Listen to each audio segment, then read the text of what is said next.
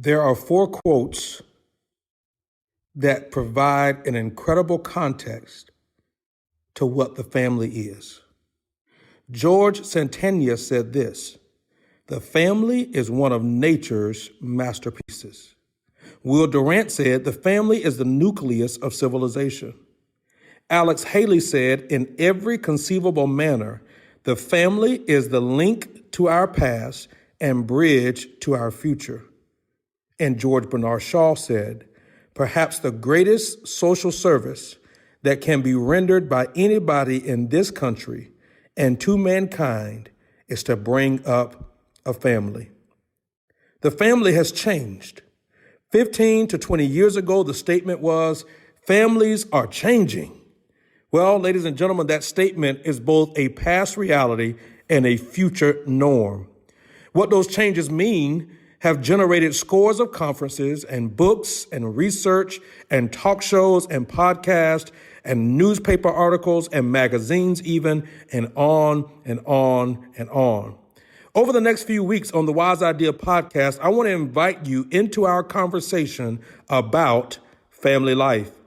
We are going to address it from multiple angles and in multiple ways. We'll dig into some pretty difficult conversations and we'll laugh at some others.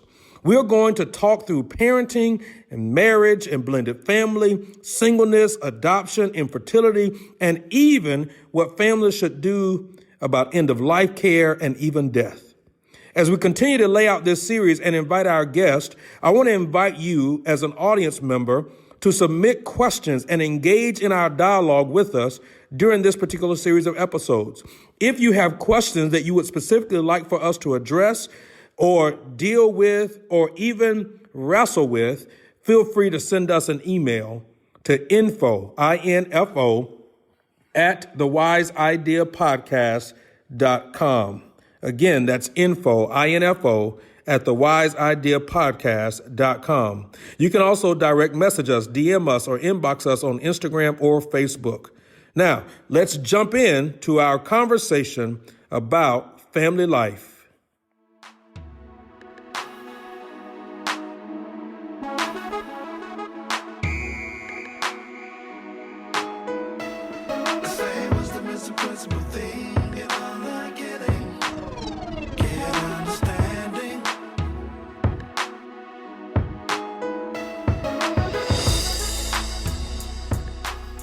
Welcome to the Wise Idea Weekly Podcast with Christopher J. Harris, focusing on life, leadership, family, marriage, and the church. We are providing tools for our inspiration and wisdom for life.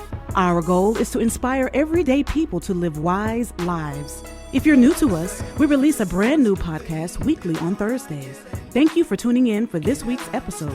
Here's our host, Christopher J. Harris. Hello, my friends. Welcome again to another episode of the Wise Idea Weekly Podcast. I am your host, Christopher J. Harris, and I am very, very honored, very excited to have you tune in to today's episode. I am excited because we have been consistently inspiring everyday people to live wise lives. Here's our mission, very quickly and very simply, very succinctly. We want to provide tools for inspiration and wisdom for life. We want to provide strategies for your hearts to be inspired and for your heads to be wise. And I believe we've been doing it. The feedback that we have been getting has been absolutely amazing. Let me say thank you to every single person who has shared our podcast, who has gone to iTunes and left a review, who has emailed us and asked questions and dug into content, the stories of life transformation and life change that is absolutely taking place. Listen, it is priceless. And I'm just honored to have all of you tune in on a regular basis. Our audience is growing. We literally have people on the podcast, listening to our podcast, not just from the United States, but literally 23 countries around the world.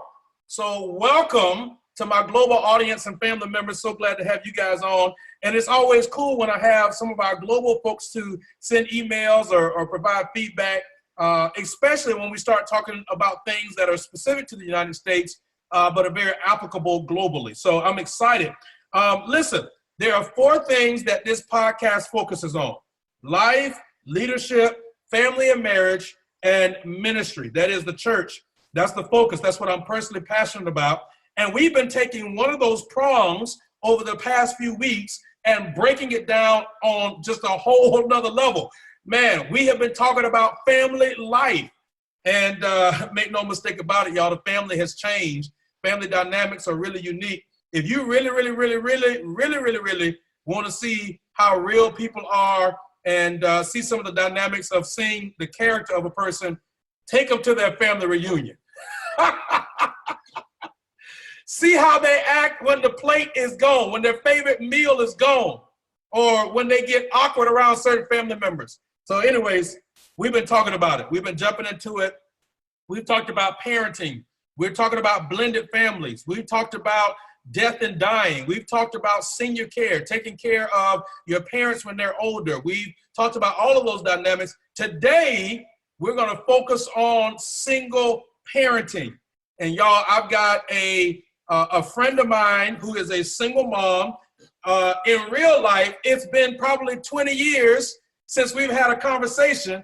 But everybody, welcome to the podcast, Miss Kerissa Blue. What's up, Kerissa? Hello, Pastor Harris. How are you? Thank you for having me. I'm amazing. It's so good to have you on. Thank you. I'm excited to be on the podcast today.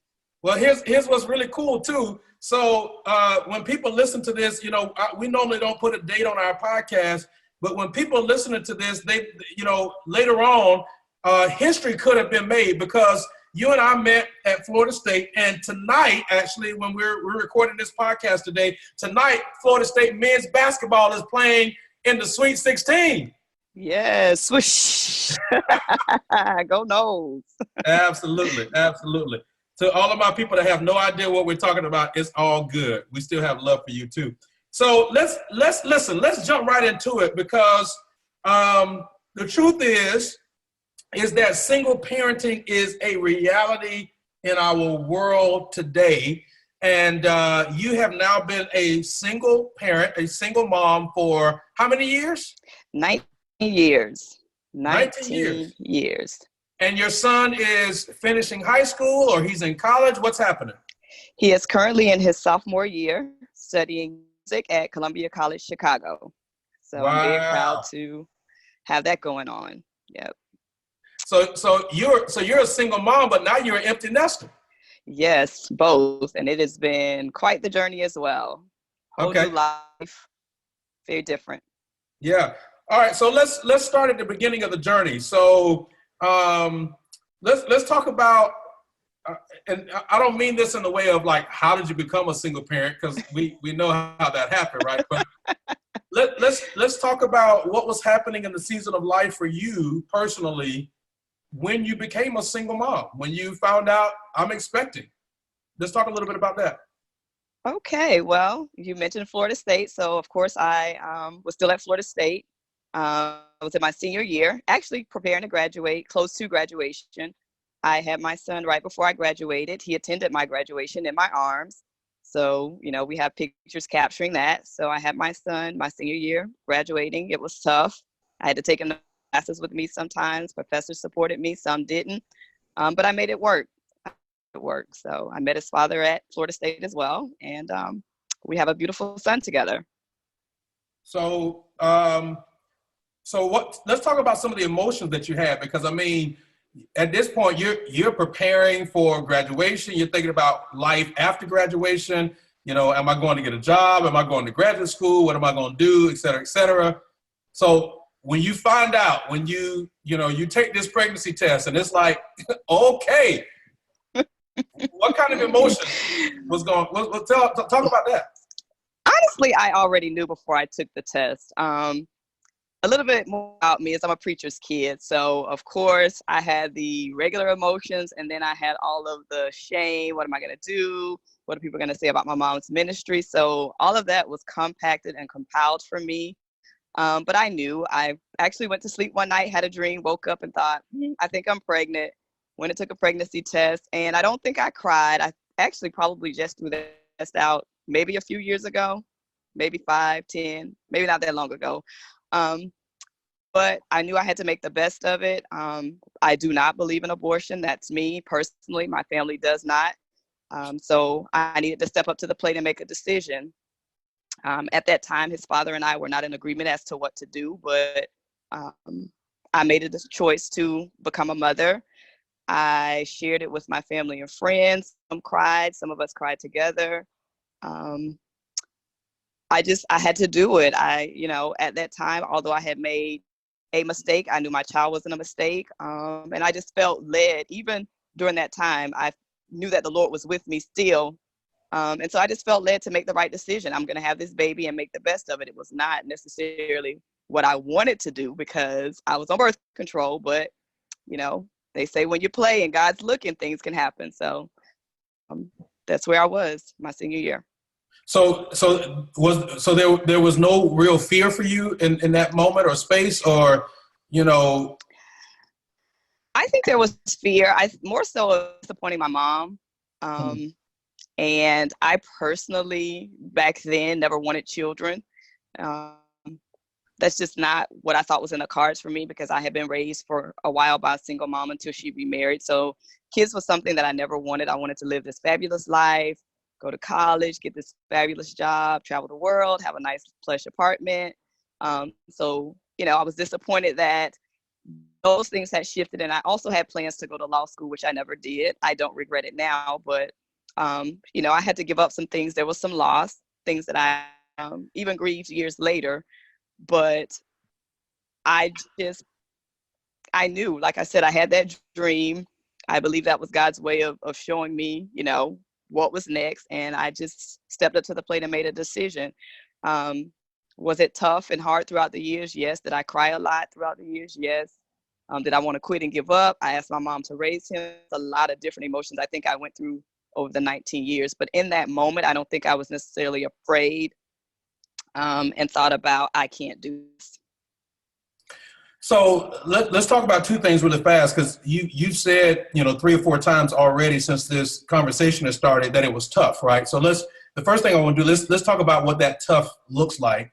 But before we do that, let me actually ask you another question first. So we'll come back to the tough part. But I think you're in a unique position to maybe offer a quick word of encouragement to dads or moms that may be listening to this, or even the single mom who is surprisingly expecting now. What do you say to them if they're in that moment right now and their emotions are a roller coaster? The dad and mom are trying to figure out, how do I support this child when this is not what we initially planned? This is not what we thought was in the cards. What do you say to them to encourage them in the process where they are now? Make the best decision for you or them, the mom, the dad, whomever is involved.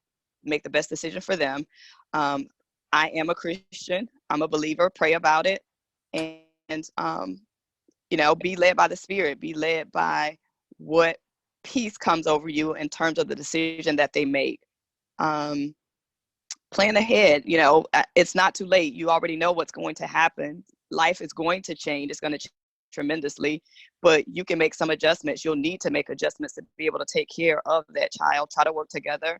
I just think that being mature as well, even if they're not going to stay together, the parents aren't going to be together, make a decision that you've created this life that deserves to be here. How can we best serve that child? How can we best raise that child together, both financially and emotionally? And I know we spend a lot of time on the financial side of it or aspect of raising a kid, but I raised Christopher with less, my Christopher with a K, with less, and spent time with him and invested time in him. And I think I gave him the very best part of me and the very best life I could give him throughout those years.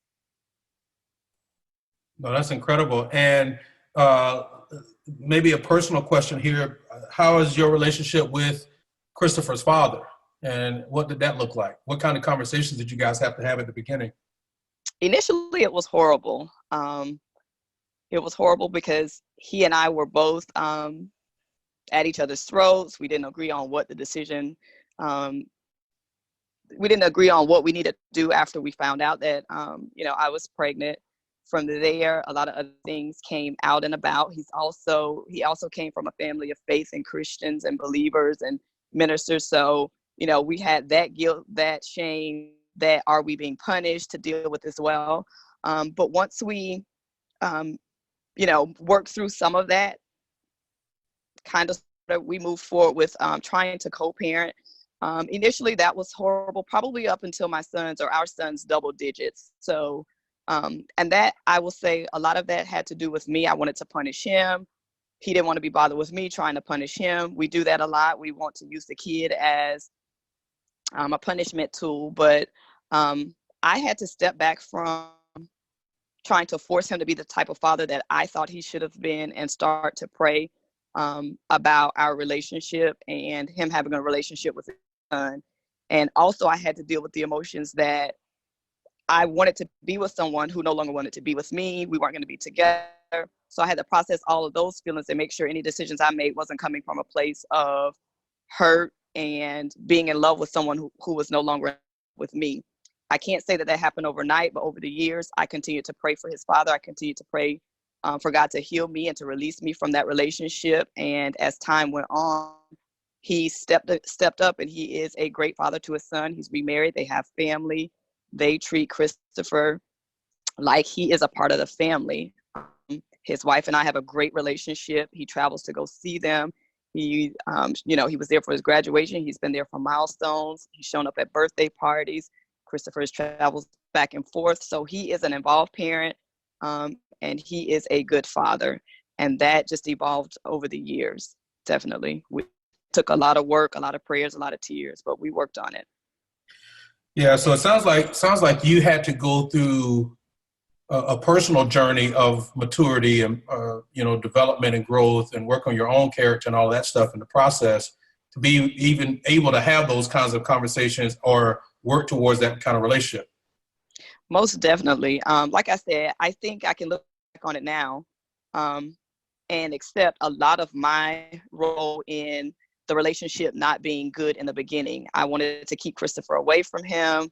You don't want to be with me, go away, leave me and my son alone. I'll raise him by myself, all of those things. But I was operating from a space and a place of hurt.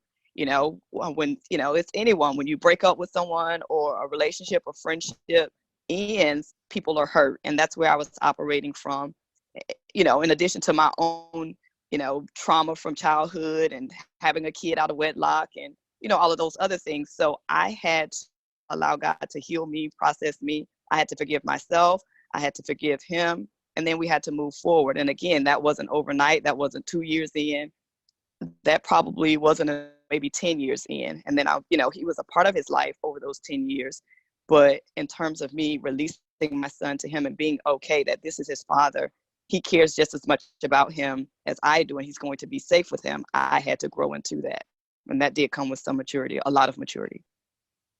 Yeah, and it's interesting because, you've alluded to this whole notion of shame and the guilt that was involved, and, obviously having to deal with that with your mom and the ministry role that she's in and all of that. I wonder, and we can talk this out for a moment, but I wonder, do you think that the shame is still there in our culture today for people to have children without being married? Like, is the shame still there? It is still there. Actually, I made a post a couple of weeks ago, maybe 1 or 2 weeks ago. I see a lot of things about single moms. I am one. I now lead a ministry at my church working with single moms, and I also work with single moms in a part-time job that I have, which I absolutely love, because there are different types of single moms, and we really don't know every single mom's story. People become a single mom through death, become a single mom because the relationship didn't work out, through divorce, whatever. And a lot of single moms that I've encountered, even if their situation was worse off than mine, or is, worse off than mine in terms of you're looking at them like, why are they making these decisions? Why are they raising their kids that way? Deep down, they really want to be great parents. They want to be a great mom. They just may not have been taught or don't know. So we just look at every single mom and say, oh, they just, had sex, had a baby with someone, and they're just a single mom. Shame them. And that's not necessarily, that isn't the way we should look at them. If you want to help or you want to judge it, get to know the person, hear their story, and find out what really transpired, and then be an encourager, uplift the person. But don't just group us all together and assume we just out here having sex and having babies. That just tends to be what it is. And, we turn our nose up at people. And that's, if things had worked out different, I would, I thought I was going to marry my son's father. We have a baby together. We've been together, we're together, I thought. We both come from families, like I said, Christians, ministers, evangelists, all of that stuff. What's the right thing to do? Build a family together. We were just building it backwards. I thought we were going to build it backwards, but that didn't happen. For me, my grandmother, who passed away in 2012, she empowered me. She gave me what I needed to carry my son with my head held high and move forward. And, it was simple advice, and it was the best country advice because I'm a country girl. She said, I'm not the first, I won't be the last, but don't go back and do it again. If I keep repeating the cycle, then shame on me. And so from day forward, I said, this is my one son. This is the gift that God has given me. All I can do is the best that I can and not go back and continue the cycle. And I made that decision. So I only have that one son because I didn't want to bring any more children into the world, not being married or in the space of a safe marriage. I know things can happen there as well, but that was my decision moving forward. Man, that's so good. I mean, there's so many nuggets of wisdom you just dropped there. Hopefully some of that we may be able to come back to, but I really want to dig into back to the other question we talked about earlier with you again, you talked about it being tough, right? So let's talk about that, because I think, even as we have this conversation, I'm thinking about dads and moms who may be listening to this podcast, and they may have teenage sons or daughters who this may be fruitful for them to have this understanding of the other side of that 30, 45 minutes, hour long time where you're intimate with a person and it feels good in that moment. But then if you get pregnant, what's the other side of that, right? Because I think as parents, the truth is, and I said this when my wife and I did the episode about parenting, very candidly, we don't know what it is to be single parents. We just don't know, right? That's not a reality that we've had to live. So there's lots of things I'm sure that we have no context for. But we did say that I think that parents, to others, because we just get the job done, a lot of what we do may look easier than it actually is for people. So let's talk about what that toughness means. That toughness is. Let's talk about some of that. For me, it was, I use the word tough, but I don't know that there's a to really describe it. It's hard. It's extremely hard. And I've said repeatedly that I wouldn't even wish it on if I had an enemy. I wouldn't wish single parenting on an enemy. You're doing the role of two people, just yourself. And if your village is not strong, thank God I did have a strong village, you are carrying this load, this mountain, day in and day out. You can't turn it off all on your own. So when you look at, child abuse, when you look at people who may walk away from their children, sometimes I can nod my head and say, I understand, or I can see how that happened. It doesn't mean that I agree with it, but I can see how that happened. So it's tough to, raise a kid on one salary. And it doesn't mean that money is everything. It doesn't mean that, having two parents in the home and money makes it perfect, but, it just wasn't designed to be that way. There was supposed to be some balance. And, I always felt like I never got time to rest. And if I wanted to, I didn't have time. I couldn't turn it off. I couldn't stop. I had to keep going. You're like the copper top bunny. I had to make decisions. We laugh about it, but sometimes I had to rob Peter to pay Paul to make sure things were happening. I was a new mom. I just graduated from college. It took me 6 months to find a job when I graduated. Yes, with that great Florida State degree, it took me 6 months to find a job. And so here I am with the baby, no job. His father had moved on. And at that time, transitioning out of college, they would give you, if you had work study, they gave you food stamps and a little cash assistance. But once, they find out you got a kid and who the daddy is, y'all already know that child support stuff kicks in. So, I did have his financial support, but hey, that wasn't, boo kudos of money. So I had to deal with, how do I care for my son and provide the things that he needs? I'm not working. I'm getting, this amount from his father. I'm living with my mom. I need a job. So all of those things were happening when I first left college, when I had a newborn baby. And then, years later, I moved here when Christopher was 4 to West Palm Beach. I started teaching. I didn't walk into teaching ready to teach. I walked into teaching on a temporary certificate. I had to pass the teaching certification exam. And if you don't pass that right away, once your temporary expires, you can work, but you're not working for salary. You're working like a sub. So that happened to me as well. I just made it work. And I actually got an opportunity. I got an opportunity recently to tell my testimony. And part of my testimony is that I was the girl that was getting the food that Publix was giving away with the expired dates. I was that person, and I was getting that food. I had that food in my freezer and in my house to ensure that my son and I had things in my home, because let's face it, teachers don't make a lot of money. And, if it's just me living in West Palm Beach, which is expensive, it was just the financial aspect of it. A lot of times I was just like, how do I do this? But I want to be here. I'm trying to build a different life for my son. So the money part was crazy. And then when we talk about, I was also trying to get a master's degree at one time when I moved here.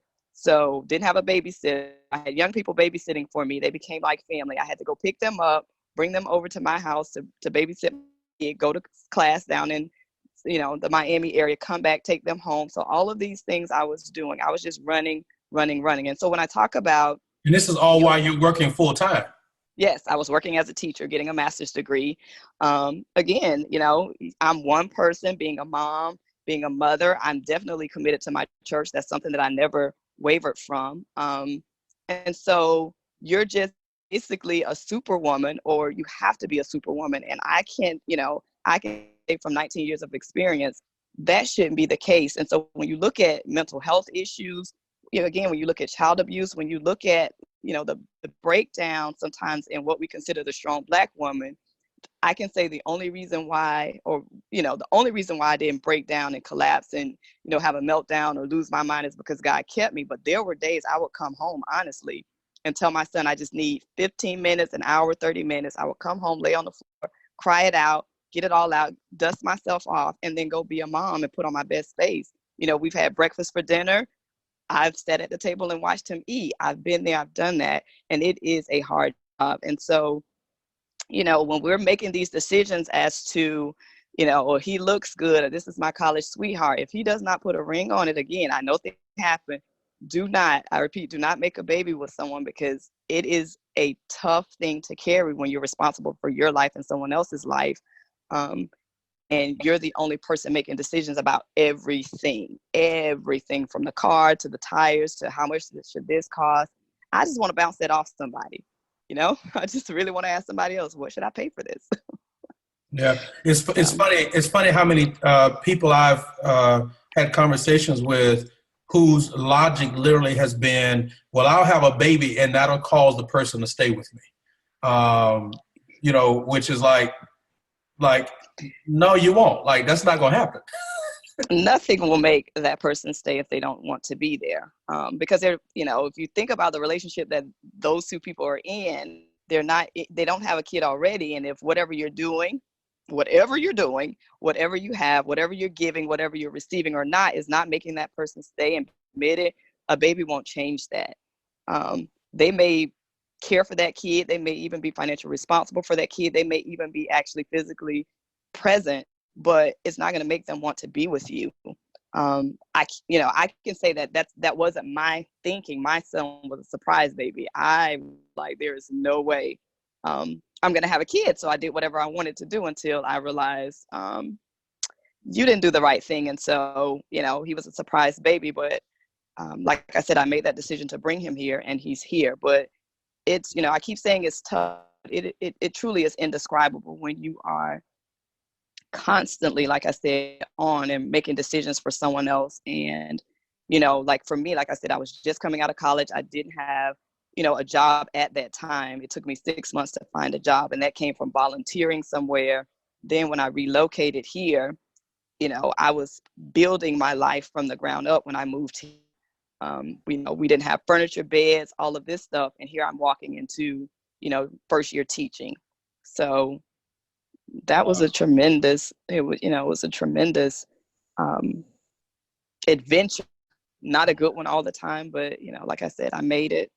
And I'm so grateful that things have turned around for us. But, you said something about people thinking that it's this glamorous life when they see you and they think you parent well. I've heard people say, well, you make it look so easy. People don't see the nights that I've cried and, I've prayed or I've walked the floor.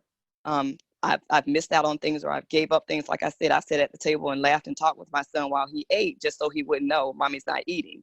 That's the truth. That's, things he doesn't even remember. I asked him recently if he remembered sleeping on an air mattress. We started on the floor, an air mattress. The air mattress had a hole in it, so I would wake up in the middle of the night and inflate it so he would be comfortable. He doesn't remember those things, but I do. Wow. So a lot of that is even the mental and emotional weight of being a single parent. So what do you and before I ask this question, let me just also mention, particularly for those that are listening, because you and I talked a little bit about this before we actually came on live, that the number of single dads who are out there really stepping up to the plate and taking care of their children as well is a number that we see increasing in the United States. So I think that, some of this discussion absolutely has to acknowledge that reality and give kudos to a single dad or a single mom that's trying to make it work. Absolutely. Absolutely. I think we forget about them because, sometimes because we've talked so much about men not being present, it's almost like, well, they're doing what they're expected to do. Well, moms should be doing what they're expected to do as well. So definitely kudos to them. And, I haven't met a lot, but some of them are raising more than one child. And so I see people in families with multiple kids and I'm like, whew, I don't know how y'all do it. I did it with one, but if I had more than one and just me, I'd have to try to, hustle for a nanny because it is hard juggling kids. I had my goddaughter and her sister Saturday. I think I lasted about 3 hours. That's all I had. I told them I am old and I am out of practice. Let's go home. That's funny. So because again, your son is 19 now. What do you say to the parent that's still in the middle of the journey, single mom, single dad, and trying to make it work? And like you said, there were times that you just needed 15 minutes, 30 minutes, whatever. Not even just to cry, sometimes just to breathe for a second or just to get your balance or get your bearings. What do you say to the single parent? How does a single parent take care of themselves? How do they keep their sanity? How do they maintain work-life balance? How do they work on their faith? How do they work on, going out, or having a date night or just whatever that looks like? Get you a good therapist if your insurance allows for it. I love my therapist. I need to go see her. That's get you a good therapist. If you're plugged into a church, and that's important too. Churches need to have single parents ministry, not just the singles ministry. I think for me, I see a lot of singles ministry, but that's the single young people, 19 to whatever age you all do it to. And there's not really a single parents ministry. There's the moms group, where the moms bring the kids and that type of stuff. But I think we need to really focus on that area as well. Single moms, single dads, not a meetup, but something like that. So if your church or community organization has something like that, try and get connected. One thing that I do with the single moms ministry that I lead is try to, when I bring them together, it's not about me. It's not about me just being the leader of it, but getting to know other moms, because if you get to know someone else and you all click outside of or jail, you have an opportunity to call someone else up and say, I just need an hour, 15 minutes, or I'd like to go on a date, or I'd like to go to the movies. Since you have kids, I have kids, let's do a trade-off. So building those relationships and making those connections so that you do have a village, and be honest. If you need help and there are people around you, family or friends, be honest about that and be honest about, to what extent you need that help, you need that time out, you need that moment to take a break. Because if you don't, you're not going to be a great parent. I think we have to take care of ourselves in order to give our children our very best. So that's important for me as well. I chose really not to date. And that's not for everyone. I can't say that I didn't entertain a couple of people here and there, but for me, my focus was on raising my son because, I had my mom in my ear all the time. I call her Pastor Mom, saying he won't be small forever. He won't be little and young and needy forever. So, get him him to where he needs to be. And then, you pretty much get your life back.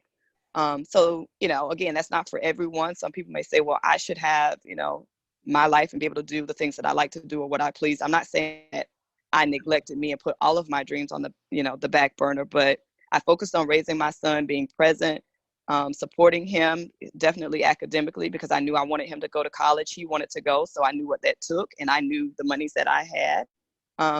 So for me, that just wasn't a priority. For those of you who would, if it's a priority, make sure that that person understands you have children and to respect you and your children. So whatever you do, do it around the fact that you have children. You need to be home by a certain time. Don't introduce, your children to them too fast. Please don't do the "this is Uncle so-and-so" thing, and just be mindful of those things. I just was always leery of bringing people into my home and bringing people into my son's life if I was not certain that they were not going to be there for a long time. So wasn't for me. And again, I was blessed when I first got here. I connected to a church, and from there, I just built relationships. So I was one of the youngest people who was in our single moms ministry initially when I came to West Palm Beach in 2004. So from there, there were people that just supported me. If they had kids, they'd say, drop your kid off if you need a break. One more won't make a difference. So I took advantage of that, especially because I was doing my master's degree, back then as well. But for the most part, Pastor Harris, I raised Christopher with the support of a village. And that's not to brag, but he was my responsibility. I made that decision. He did not ask to come here.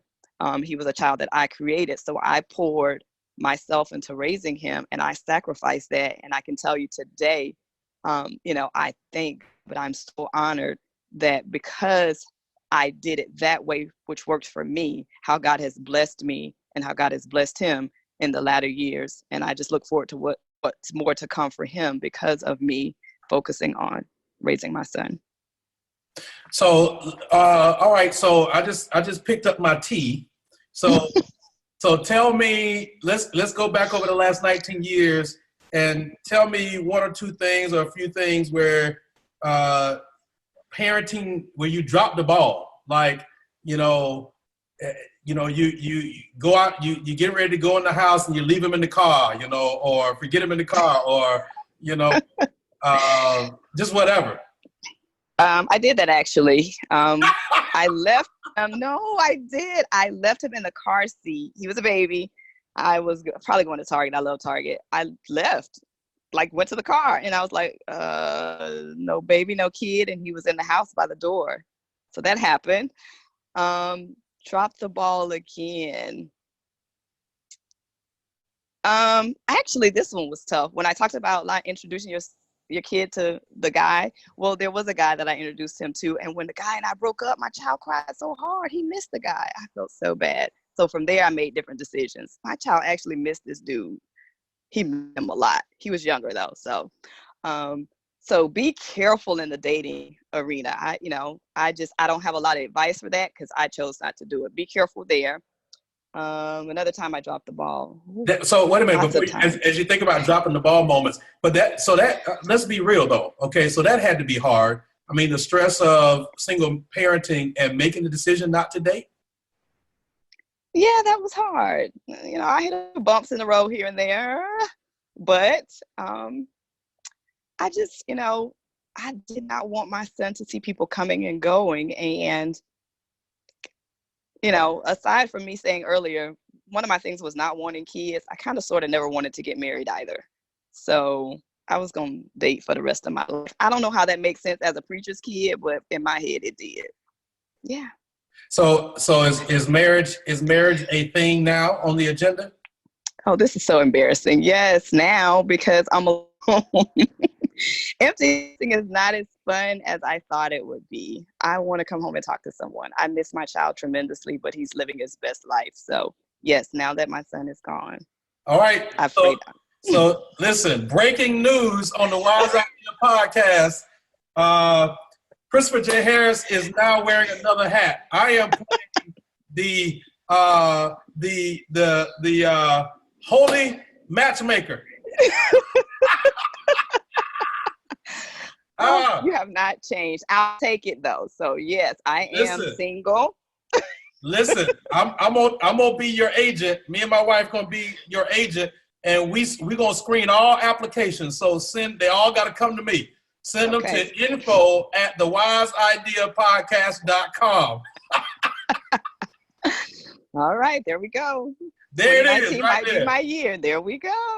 But all jokes aside, right? So this has nothing to do with today's episode, but I tell people, today, first of all, if you meet somebody online, that's okay. Like there are people from a theological standpoint who argue against it and all of that. I'm not one of those people. I'm one of those people who say, I don't care where you meet them. Even if you meet them in the grocery store in passing, you still got to ask the same questions. You got to work through the same hard work. You got to learn who this person is. Make sure they are who they say that they are. Make sure that they ain't just pop up somewhere and you can't check their past. We need to see transcripts. We need to see pictures of you. If you say you went to a college, there needs to be at least one picture of you on campus somewhere. I totally agree. And can we get a psych evaluation to go with that as well? Right. Right. I know a couple, their pastor, when they were younger and first got married, he made them go get psych evaluations. Like, I'm not marrying crazy people. Listen. That's good. Need to be sure. All right, so let's get back to some of these drop the balls and some of these snafus. So so you're on the way to Target, you leave them in the house. What else? This one for me, I just talked about this one. Not, when I talk about making decisions to not date and pour myself into Christopher, I overdid that a little bit. Like, not a helicopter parent, but yes. So like when he started to grow up and, spend more time with his friends. And then when he transitioned to college, actually the first year was good and bad. I struggled with identity. I didn't have, I felt like I didn't have anything to nurture. Like, I was so wrapped up in being Christopher's mom that when that title shifted, I just struggled that his freshman year, like, what am I supposed to do? What am I supposed to be doing? Who am I? I struggled. So, have a balance. Make sure you set yourself up throughout those years. Don't be like me, 19 years, just pouring. And then when that shift happens, it's like you're left empty-handed, and then you struggle with, who am I now? What am I supposed to be doing? That may still happen, but I don't think to the extent where I had to increase my therapy sessions, because I was truly lost.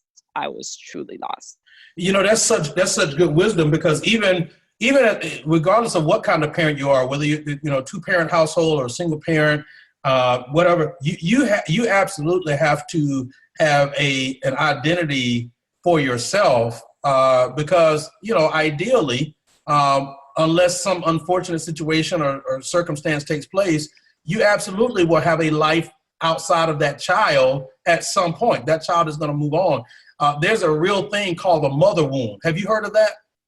No, tell me about it. Is it all the stuff that I was doing, crying when he turned 10, double digits? No. What is it? So actually, the mother wound is this issue where the child is growing, but the mother really doesn't allow that child. So as your children grow older, you're supposed to lessen the grip, right? You're supposed to sort of give them, more and more space to become that adult, to become, and it's more common in single moms with sons than it is in other dynamics, where literally you have to give, so even saying things like, well, that child will always be my baby. Well, that child, you can't, that child is not a baby anymore. That's a grown man now, or even saying that in public where, now the child, or the adult, this young man is like, I'm paying my own bills and you still calling me a baby. You have to be able to just kind of pay attention to those dynamics, because the mother wound is where you have this mom who is still basically stuck in when the child was 5, 6, 7, 8, 9, that kind of situation? Oh no, that's not me. I'm trying to get him off my cell phone playing too. Let's go. Hey, let's go. Let's get it. No, That's good. no, So no, I'm let's not talk. suffering from that one. Yeah, so let's talk about the transition then to, okay, so you navigate, elementary school, middle school, high school, doggone it, now we're applying to college, and your son doesn't just move to college, he moves to this is a plane ride away. You can't drive to Chicago from South Florida. Not at all. Okay, so I'm going to disappoint you. You can go, oh, when I tell you this. So, of course, we applied to Florida State, number one. I was like, let's go to Florida State. He's a musician. He's percussionist, or, drums. And so I was like, okay, we've all gone to Florida State. Your mom, your dad, your grandma, blah, blah, blah, blah. He told me flat out he did not want to go to Florida State. I was so hurt. So yeah, that's a whole podcast by itself. That's a whole episode by itself. Devastated. Yes. I applied, for him anyway, but he didn't care. He wasn't even trying to do the right thing to get there. No, he did not. He did not get in. Can you believe that? Wow. It's hard to get in the FSU now, like harder than when we got in. It's hard. I know a lot of kids and they're bright and, but they just can't get in, Yeah. So he actually made this decision based on a transition that happened, for him in high school when he was in. And so, high schools here mostly, and probably most high schools, they encourage marching band. And he loves band, he loves music, but he wasn't, a marching band kind of kid. He had to wait his turn quite a bit. So even in this transition, God was like teaching him things and teaching me things where, I had to start letting go and allow him to, experience some disappointments and hurts and me not to protect him from everything. So he's in high school band. There's no for him. There's no instrument for him. He's having to wait his turn. And then he lost his band director. So he and a couple of kids got together, went to the music teacher, asked her to take over the band or take them being able to still perform and do this thing. She went to Berkeley. She graduated from Berkeley. She's a great teacher, great performer, has a great voice. And she did that. So he planted the seed for him to go to Berkeley. And I'm like, we're not going to Berkeley because we don't have that kind of money. She's like, we're going to do everything we can at least to shoot for that. So that was one of the schools that was on his list, a target school. I had a friend on social media who actually he's at Columbia College, Chicago. She went to school there. She'd seen some of the videos I had posted. She and I had, been talking a little bit more online, like just talking. And she mentioned the school, asked me to tell him to check it out. He checked it out. We decided to visit, and he absolutely fell in love. They offered him 2 scholarships, and he was ready to go the next day. So I think, because even in the times of raising him, one thing I thought was important for me was to give him experiences. So we did travel. We did, a lot of things in terms of the art. So that seed was planted, in him. And so when he saw the school and, got to visit and so forth, that was where he wanted to go. And I asked him, was he really sure? He said, yes. We sat down and talked about what he needed to do to ensure he could go there because I was not paying for it. And he did just that. So I'm very proud of the work that he's done. What did some of that look like? What he had to do in order to get there? He had to, at the time he was in honors classes, he had to look at ways to be able to earn some college credit or get some more dollars. So he moved from just honors to an ACE diploma. He did not earn the ACE diploma, but that was the track that he moved into during high school. He did a lot of scholarship searching. So, writing the essays, looking for scholarships, applying for them. And from there, birthed a business doing that, which is very new. But he did the work. We would find scholarships, local, national scholarships, talking to the school, seeing what the school had available. And so he did that, staying up late at night and pushed himself, challenged himself, performing, practicing, playing at church, working with the musicians at church and asking them to support him and help him. And again, the music teacher, just really pushing him. I mean, he played all day and all night. He played all day and all night. And so just working on perfecting his craft, and he got much better. And so he ended up being accepted. They offered him, like I said, 2 scholarships, and I said yes to it because the dollars were there. That's incredible. That's absolutely amazing. So, Thank you. um, so when you think about where you are now, I was going to ask a question, but I'm gonna back up for a minute because I'm smiling a little bit. Tell me about the plane ride home. So you take him to Chicago, and then you get on the plane, either O'Hare or Midway. The large one is O'Hare, correct? That's correct. Okay, O'Hare.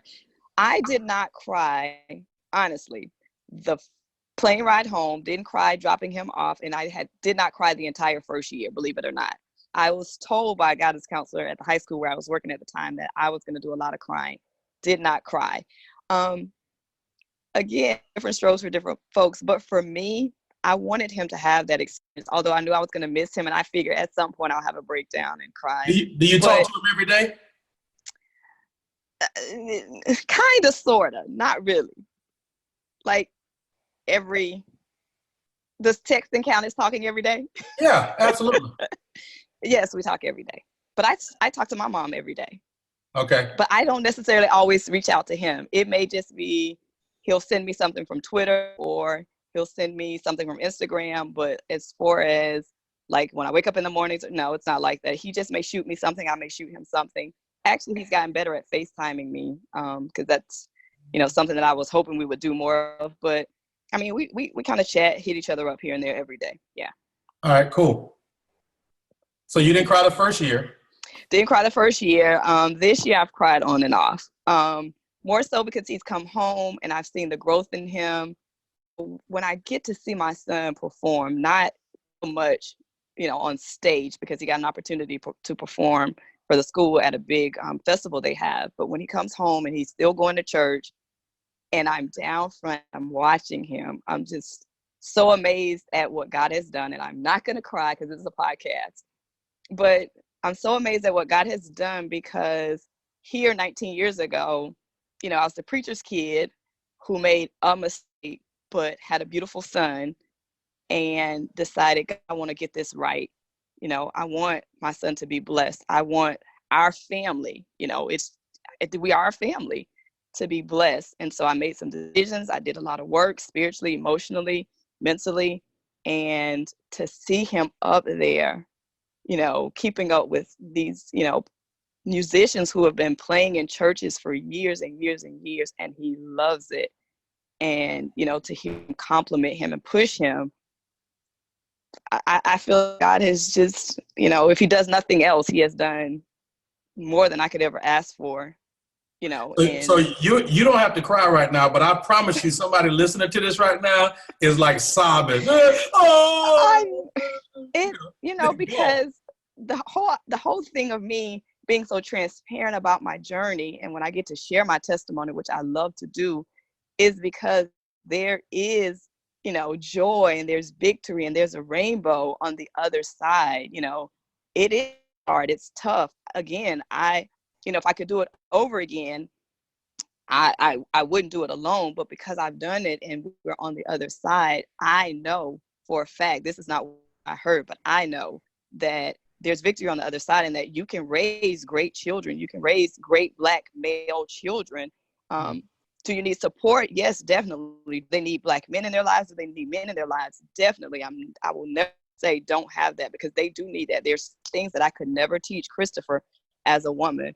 But when we to this point where we are now, and this is just the tip of what God is going to do, you can do it. Keep going, keep pushing, cry if you have to, soak in the tub and cry, lock yourself in the room and cry. If you have to tell your kids, paint the walls if you want to, I'll wipe them down later. I'm going to go read this book so I can have a moment for myself. Do that. But there is victory on the other side. And so I'm excited to be, one of the ones who can say, I didn't quit. I didn't give up. I pushed through, I prayed through, I cried through, but look at where we are now from where we started, and the start and, some of the details of it are not pretty, and I've heard people say, even at my church, I never knew that about you because I showed up on Wednesdays and Sundays and I served or whenever, because, having my face long and complaining about it wasn't going to change anything. I had to push through and I had to work and persevere, and that's what I did. And let me just, I've never met your son, but I will say this, my wife and I and our kids, we used to live in Chicago. So knowing a lot about the city and having lived there ourselves, I just got to say that it's got to be some level of congratulations has to be offered to you, because Chicago is the third largest city in the country.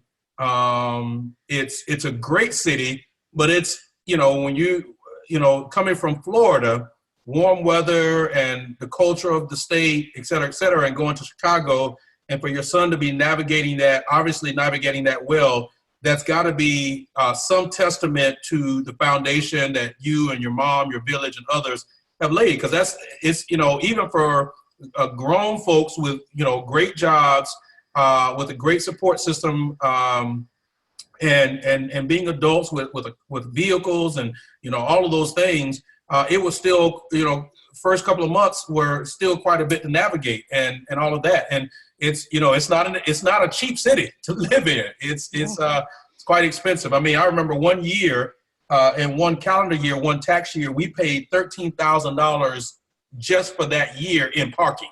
So it's not a cheap city to live in. So kudos to you for that. I would also say this, none of my episodes are scripted. When people listen to the podcast, I want them to, have the authenticity of a fresh conversation. For those of you that are listening to the episode today and the conversation today, I just want you to know that this is not scripted. We didn't do a whole lot of talking before this. I didn't know all of what she would say. I knew some of the questions were that we would ask.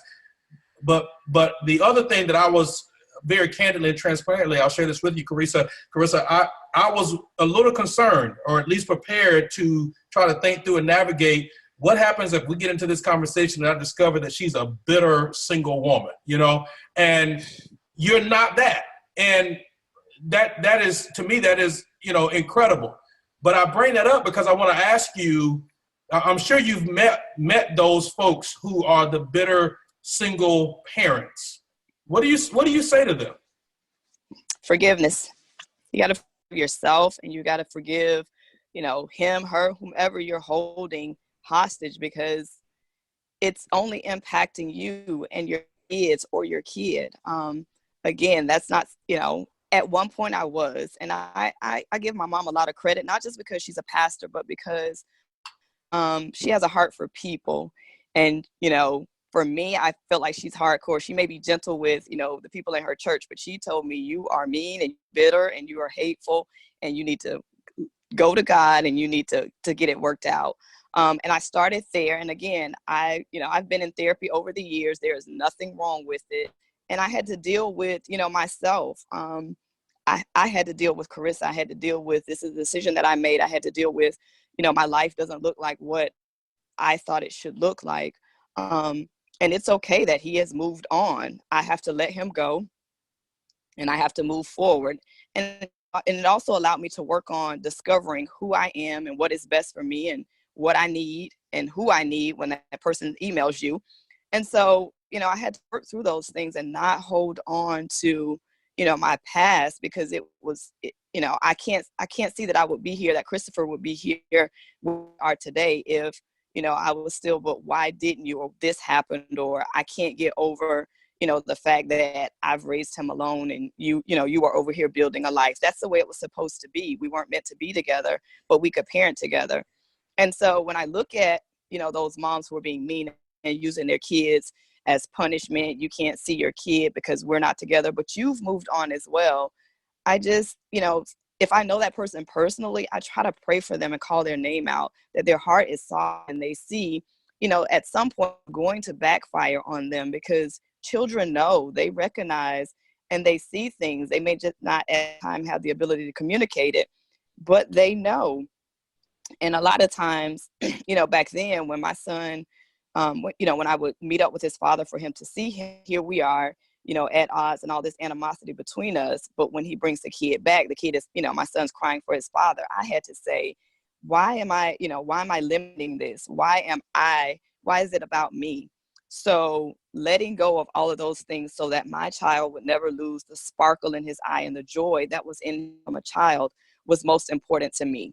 And I had to walk away from old self, old me, old ways of thinking, and things that did happen between us. And like I said, we have a great relationship now.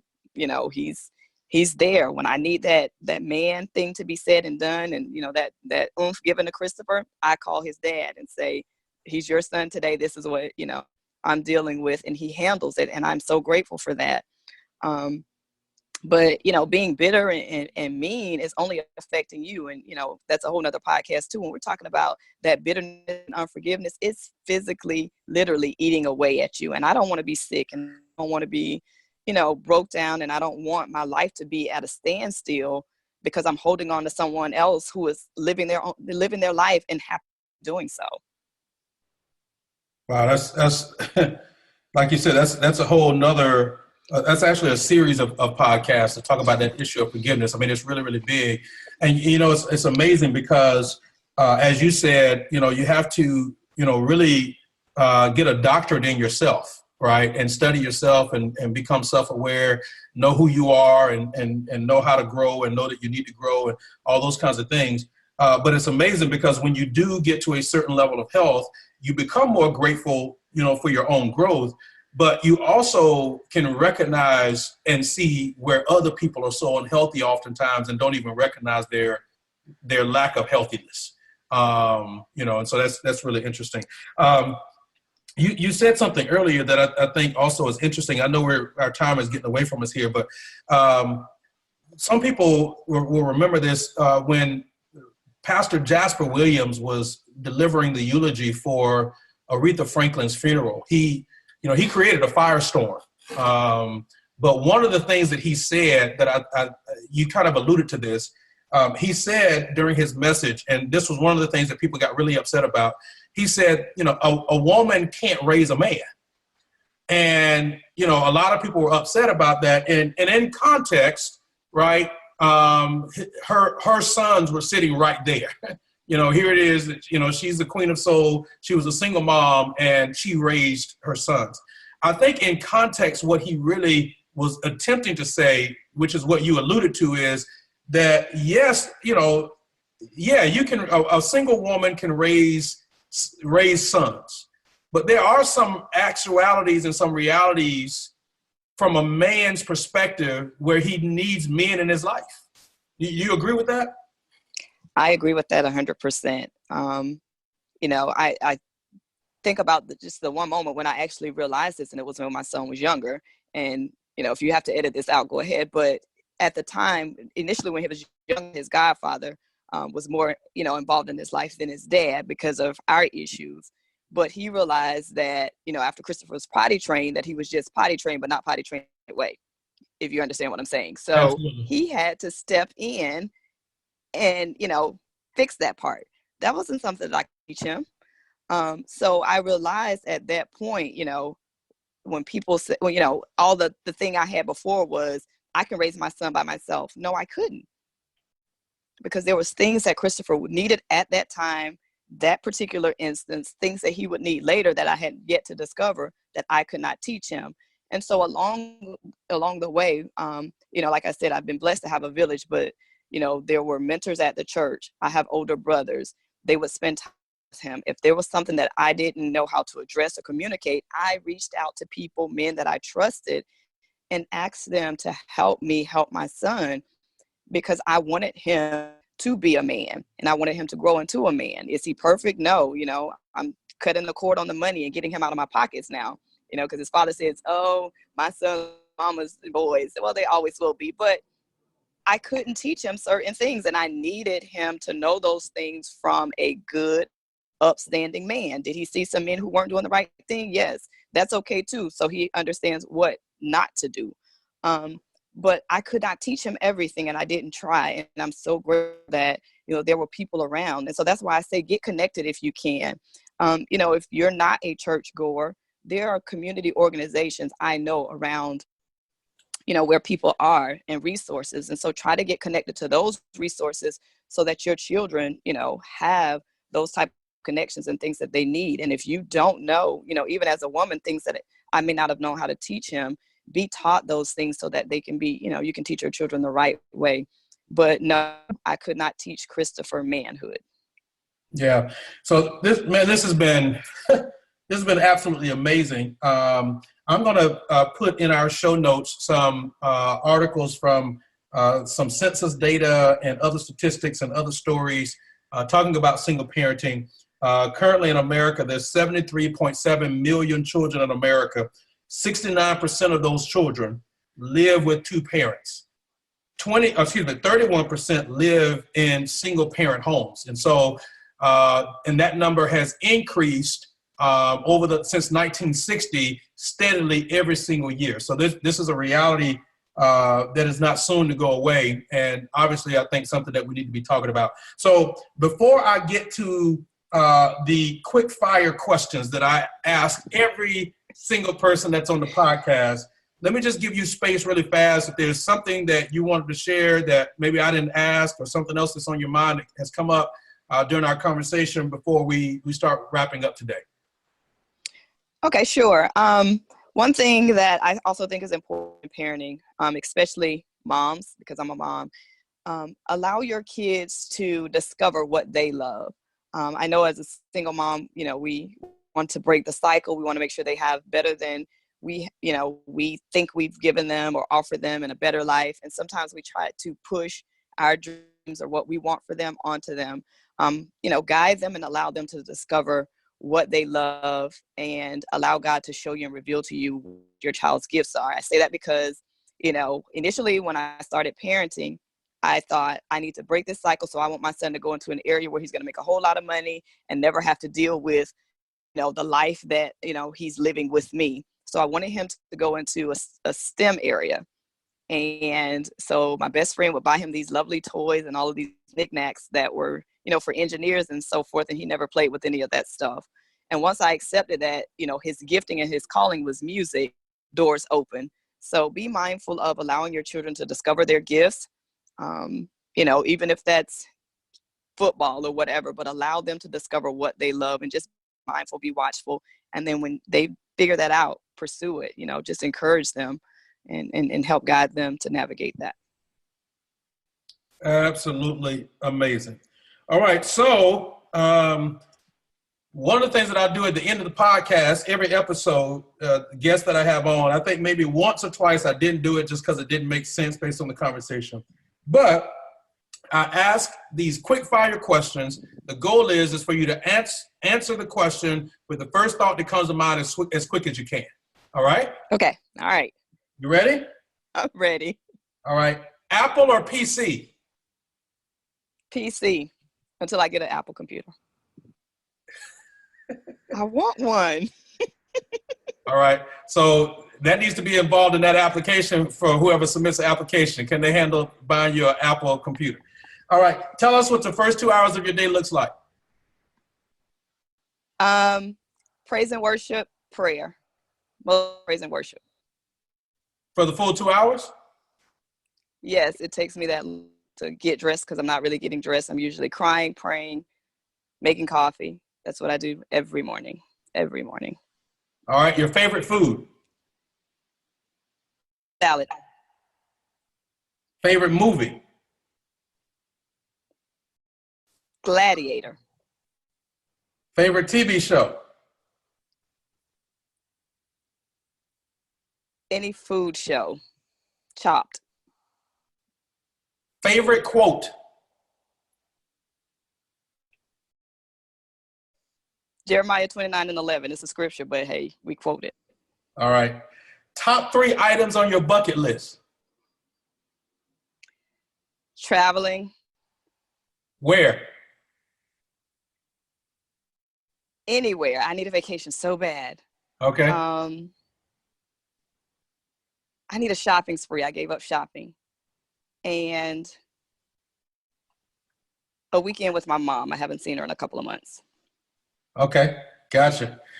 Last 3 books you've read? Other than the Bible. Can't include the Bible. The Power of Praying Through Fear. I mean, it's Bible based. I started reading The Year of Yes. I haven't finished yet. And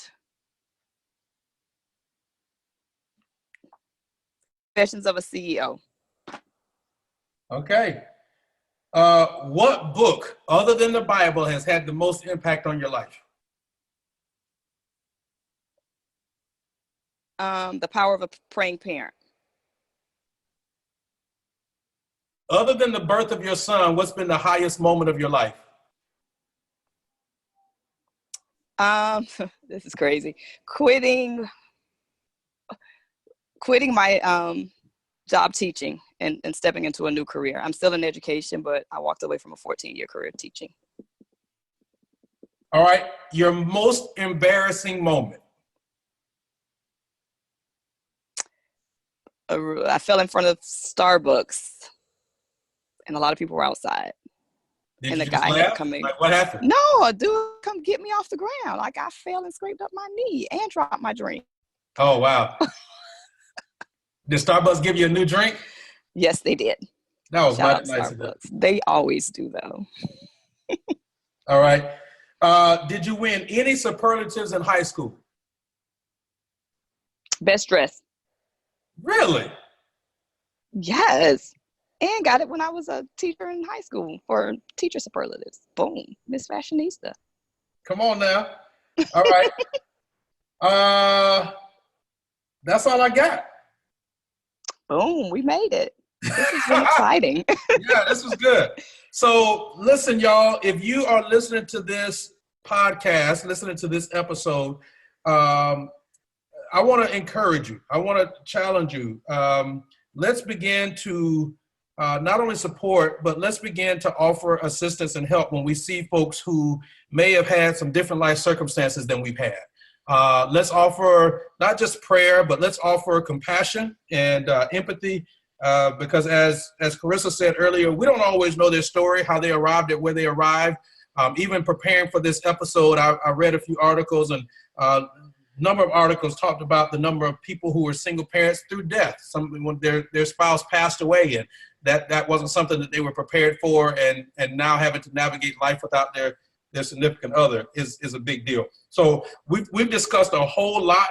Share this episode with somebody else. Share it with somebody that may need to hear it, may need to be encouraged by it, may need to be inspired by it. If there's some questions that you have, feel free to inbox us, send us a message, email us, info at thewiseideapodcast.com. And I'll be glad to either forward those to Kerissa or, try to answer those or get those as best as you can. She said a lot during our conversation. Get a therapist when necessary. Make sure you have a strong village. Take care of yourself. Get you some margin. We didn't talk about some of the other dynamics of managing your health and how to manage and learn to manage your finances and all that. But all of that is all a part of the process to being strong and being who you need to be and navigating these realities of life. And so thank you for tuning in to today's episode, today's conversation. And I'm so honored to have you on, Kerissa. It has been an absolute joy and a blessing to have you on, and I appreciate you agreeing to come on. Thank God for your story, your testimony, and thank you for encouraging single parents all over the world. So for those of you that are listening to us, our announcer is going to come in and share some more details with you.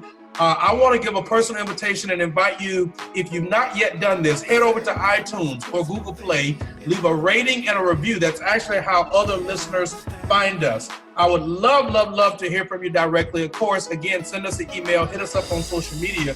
I end every single podcast episode the same way. Today, I want to invite you and challenge you at the same time.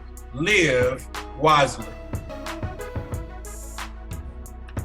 Thanks again for joining us on another episode of the Wise Idea Podcast with Christopher J. Harris. We hope you enjoyed our time together.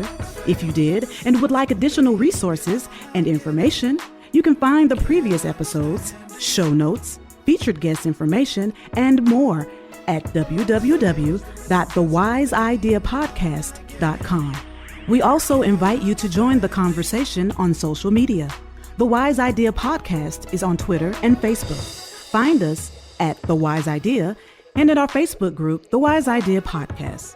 On Instagram, find us at The Wise Idea Podcast. Our host is also on social media. You can find him regularly on Twitter, Facebook, Instagram, LinkedIn, and Pinterest, all located at CJ Harris 1. Finally, if you enjoyed what you've heard, head over to iTunes and or Google Play and leave a rating and review for other listeners to find us. Our podcast is also on Stitcher, TuneIn, Spotify, and iHeartRadio. Thanks again for joining us. We will see you the next time. Live wisely.